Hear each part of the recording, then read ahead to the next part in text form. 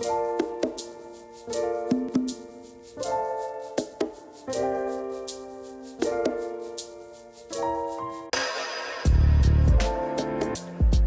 Life by Duah. I want to take you through this experience that I experienced in life. Something I never thought I would have been through or I had to go through. But one thing about life, it's full of surprises. This video is meant for educational purposes only. Hi, my name is King Duah, and I'm here to share my testimony. I was diagnosed with PSC a couple of years ago. PSC is a liver disease. Primary sclerosing cholangitis. This is my testimony and something I wanted to share with the world in hopes that this could actually influence some people, and also that have autoimmune diseases or need a transplant, know that there's still hope for people to know that someone else understands your pain. Here's my testimony. I grew up I was a pretty active kid growing up. Played sports, played football, basketball, baseball, soccer, the normal thing that a normal kid would do. Imagine doing something for so long. When I turned 38, I was diagnosed with this rare disease, PSC, and my whole life changed. Everything that I was doing in my 20s and my 30s, and it came to a halt. Learning how to cope with it was the most difficult thing. But at first, I wasn't having any flare-ups or symptoms from the PSC. And one day, December 2022, November or December 2022, I started to have flare-ups and symptoms. And these symptoms were vomiting, itching and scratching every now and then, and it was really starting to affect me. And one day I get this call from my doctor, which was my liver surgeon. He was playing both roles as the liver surgeon as well as my GI doctor as well for my liver and my digestive system as well. So he gives me a call. They have me meet back at the transplant center. Have me sit in this room. I'm waiting on them. And it's like three of them, and they're kind of spread apart. But he's in the middle. And he gives me this look. And he tells me, your liver is getting worse. We're going to have to put you on the transplant list. I didn't know anything about a transplant list. I didn't know anything about, a MEL score, UNOS. I didn't understand none of that. I heard of people getting kidney transplants and lung transplants and heart transplants, but I never thought it would be me. After he told me that, I went back home. I couldn't really tell anybody. I didn't know how to tell anybody, and I really couldn't believe it or even comprehend it at that time. Because like I said, I wasn't really having any symptoms or severe symptoms. And with this disease, you can have no symptoms or very mild symptoms, but when you start to have severe symptoms, this is when you're starting to have liver failure. So we go through this whole process. I end up getting on the list. They end up giving me blood thinners, because I was already on blood thinners, to help increase my chances of getting higher on the transplant list. Went for about a year. Things were kind of rocky and crazy. I ended up getting married. The disease was kind of getting worse. And I ended up getting a colonoscopy. They were pretty much like, if you have PSC, 30% chance you may have UC, which is ulcerative colitis. So from my understanding, I think I had already had UC as a young teenager or a young man at that time. In my 20s, I would have little stomach pains, but it would go away. But Come to find out, UC attacks your bile ducts and your liver.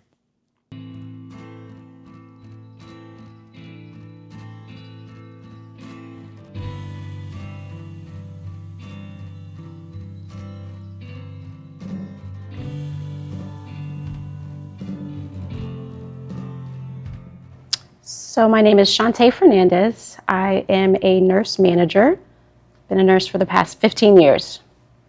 So PSC stands for primary sclerosing cholangitis. It is inflammation of the bile ducts, both intrahepatic and extrahepatic, that can lead to liver failure and cirrhosis, and eventually the need for a liver transplant. And how many people, is that a rare disease that people get? It is pretty rare. Of all the patients that are listed for transplant, it is among the lowest.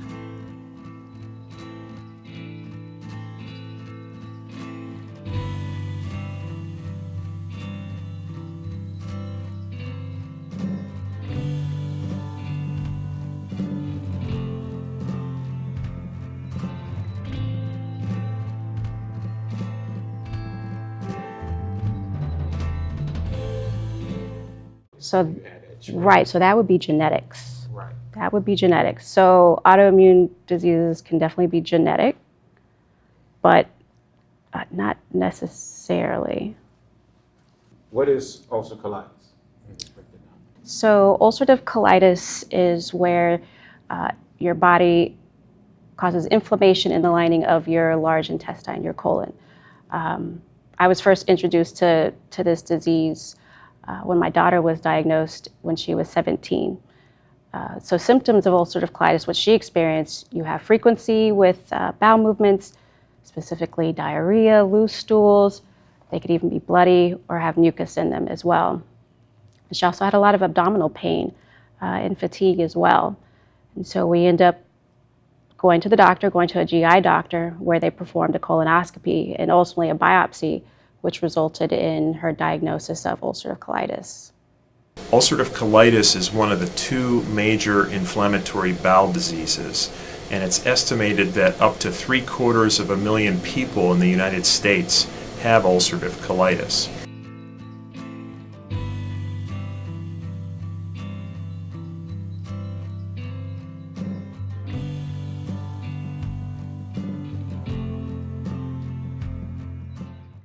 So when they asked me, what did my family, who had such and such, and I told them, well, this part runs in my family. And they pretty much told me, there you have it. This is what you have genetically based on this. Are there tests you can get done if you want to know if you carry that genetic or that trait that runs through your family? There are definitely, there's blood work that you can do. Your doctor can run tests to find out if you carry that specific genes that make you more susceptible to those diseases. There is. But the biggest thing is if you have any symptoms of ulcerative colitis or PSC, to not wait, to go to the doctor as soon as possible. As soon as you start having symptoms. So with PSC, the symptoms are going to be fatigue, jaundice, itching, and with ulcerative colitis, abdominal pain, diarrhea, bloody stools, mucus in your stools. Those are all symptoms that there's a problem. Don't wait until it's too late to reach out for help.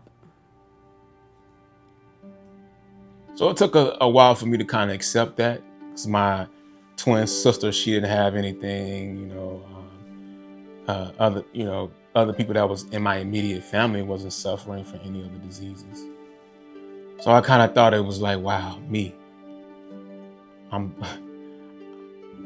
blessed with this, right? And I don't want to use the blessed word, but this is what I have to deal with. So we're going through the emotions.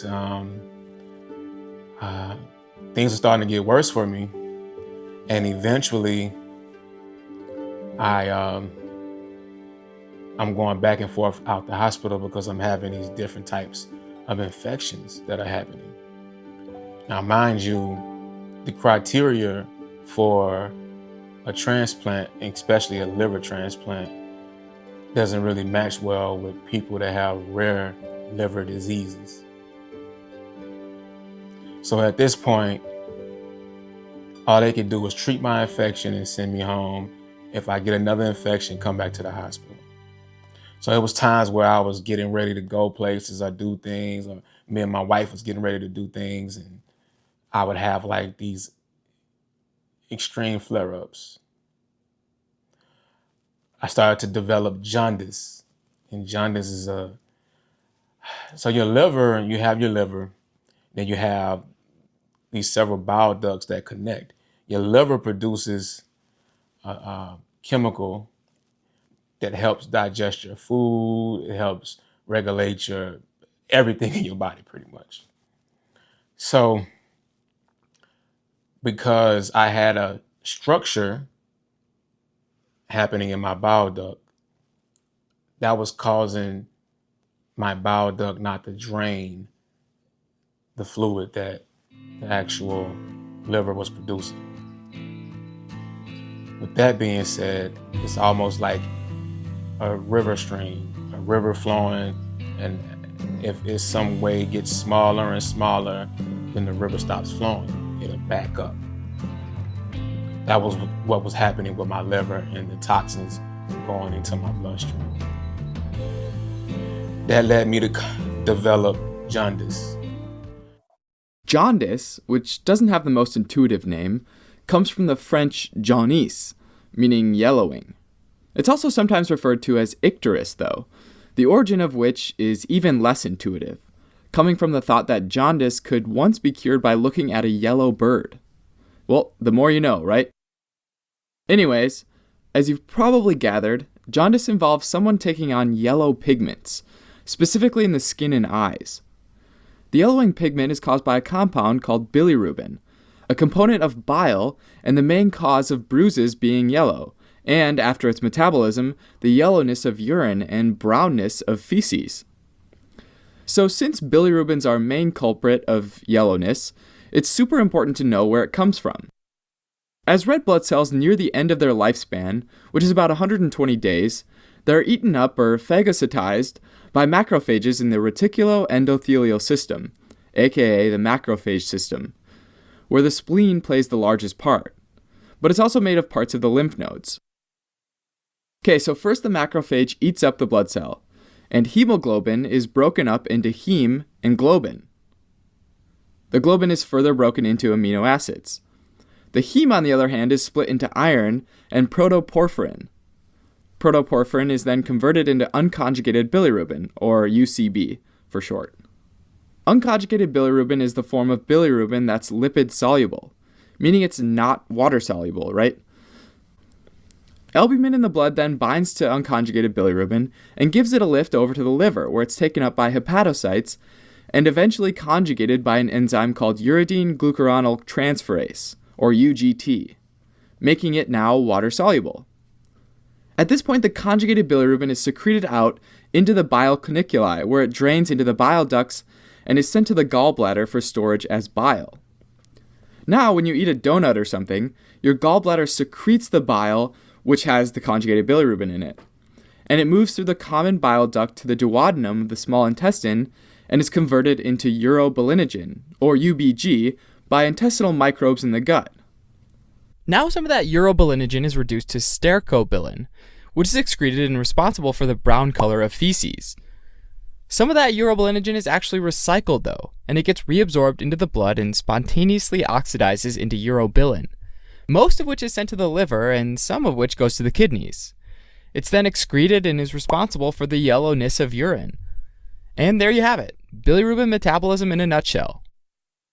Had my body itching and scratching. It was waking me up out my sleep, itching and scratching. Fatigue. I would have highs and lows, and then go from I would be super energetic to being very, very, very, very low. And I would still get up, record my videos, do my show, my podcast, do events, work. It was a lot, but I managed to do it.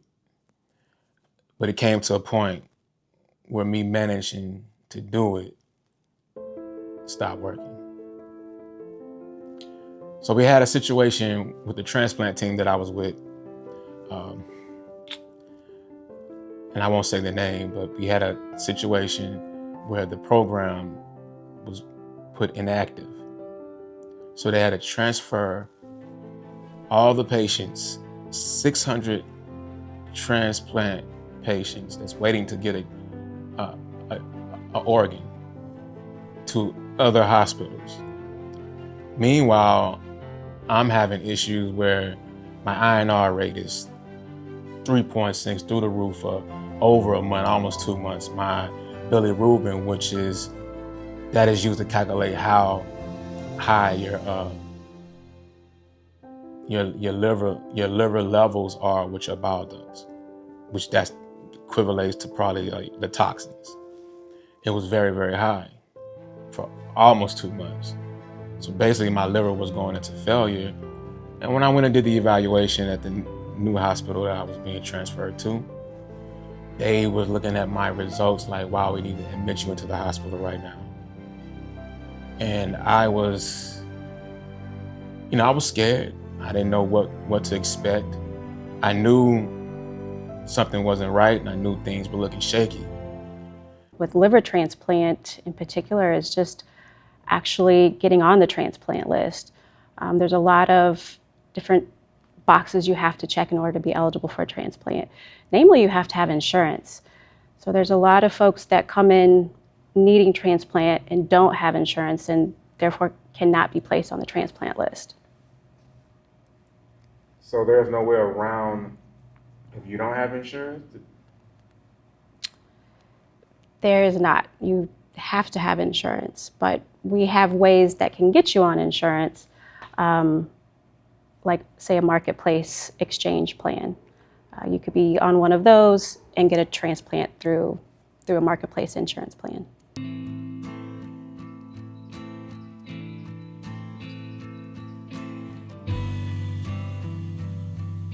They got me in.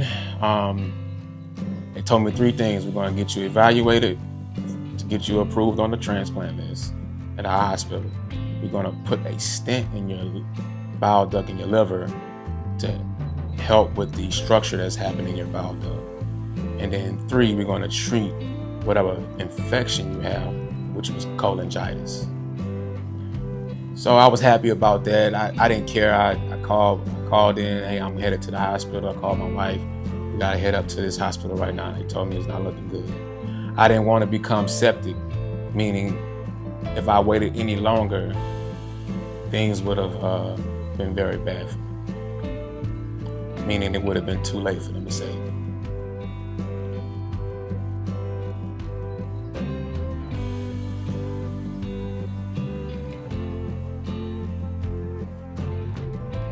So I made that decision, hey, drop everything, let's go. We get to the hospital. They check us in pretty fast. We go in through the ER. Things are kind of still crazy for me. I'm in pain. They bring me to the actual liver floor. And, they treat my infection. Everything's moving pretty good. I'm feeling good. Fast forward 3 weeks, I'm still in the hospital. 3 weeks later, I end up getting an offer for a donor. And I was amazed by that. I couldn't believe it. It was so many people praying for me. So many people I haven't talked to in a while that reached out to me. So many, the nursing staff, the powers that be at the hospital were looking after me, and I got the offer. I came from a place where I was waiting for a year to get a liver. And it only took me 3 weeks to get a liver at this hospital. And on the other side of that coin, the hospital I was on the transplant list at, they tried to treat my disease by putting a stent in my liver, my bile duct. They failed twice. The hospital I went to this go around, they succeeded the first time. And we were very, very happy about that. We were very, very happy about that. So, leading up to the surgery, well, first going through the whole evaluation part, they ran all kind of tests on me. They even went in to check my heart to see if I had any clogging in my main arteries in my heart. They didn't do this at the other hospital. And the amazing part about that, I was willing and happy to let them do that because I wanted to find out if anything else was wrong with me at that time. And everything came back good. So my insurance approved it. I was on the list. Leading up to the surgery, that was scary within itself. They talked about, we're going to do this procedure, we're going to do this, we're going to do that. I was in surgery for 2 days, 8 to 10 hours. My family, everybody's waiting in the lobby for that long. My wife is exhausted, stressed out. She's a trooper. Don't know what I would do without her being in my, being with me.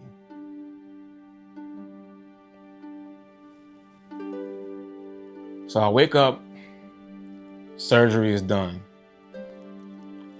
I feel like I got this big thing around me that's holding my body. Like it's weird because it's like holding me.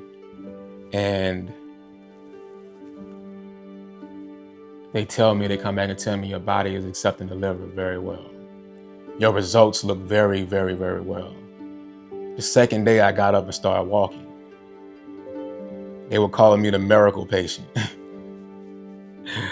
And then destruction happened. One of the worst days in a surgeon's life is when a patient dies.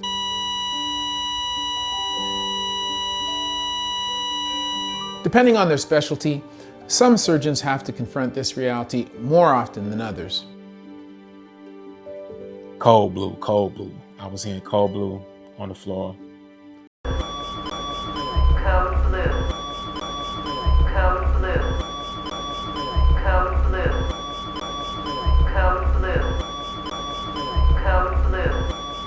People were dying coming out the surgery.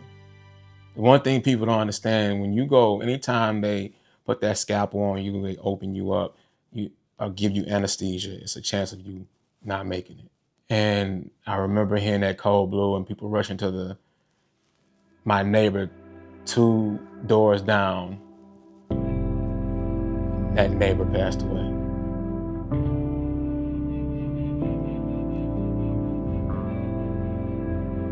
Yeah, that neighbor passed away. So that was a big reality check for me because I looked at it like this. I'm in the ICU. SICU, SL, it was the special liver intensive care unit. And all I can think about is you can make it out of here or you may not. And that was a big reality check for me. And it's a process you have to go through. You go through surgery, they put you in ICU, certain things you have to do before you can go to the next recovery floor.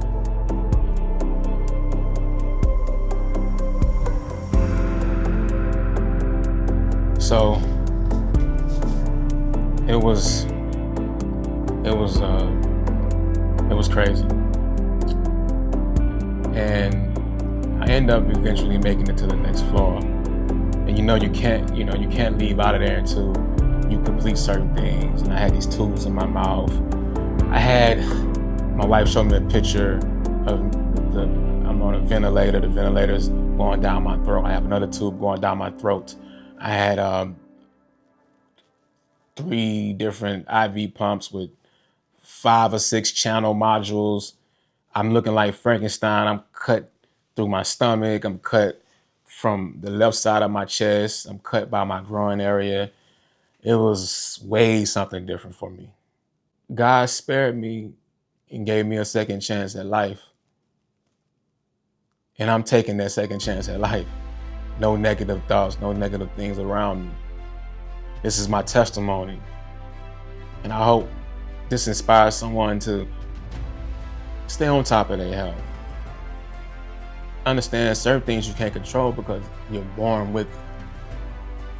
But not waiting too late to try to fix it. There's blood tests out here now that can test for autoimmune diseases that you may have. There's a thing called environmental. All my complications started really happening after I caught COVID. Some people develop their rare disease, a disease that's been dormant in their body. When I met a woman that had a baby, and she ended up developing a autoimmune disease, and that was environmental for her. Something very dramatic that happens to your body. So we can educate ourselves on a lot of these things. We can help save lives. We can help awareness and help people get checked, get your colonoscopy, learn about these things. Life is precious. Life is beautiful. Life is a gift for us. We can't take that for granted. And we especially can't take the people that we love for granted. There was times where I wanted to give up, but I didn't give up. I knew you had a chance to either live or die if you can control it. But it was so much learning that I had to learn. So much understanding that I had to understand. Yeah.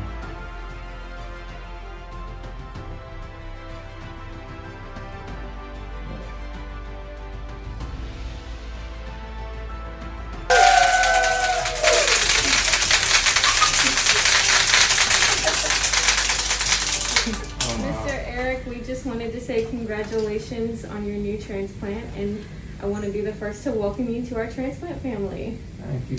Your new birthday is now July 11th, 2024, so you get 2 gifts on top of your other birthday. This is the day that you got your transplant. And then we have a poem called Another Chance. Can I read it to you? Yes, you may. Another chance. How often we wish for another chance to make a fresh beginning. A chance to blot out our mistakes and change failure into winning. It does not take a new day to make a brand new start. It only takes a deep desire to try with all our heart. To live a little better and to always be forgiving and to add a little sunshine to the world in which we're living. So never give up in despair and think that you are through, for there's always a tomorrow and the hope of starting new. Congratulations. Welcome to transplant. Yay! There you go.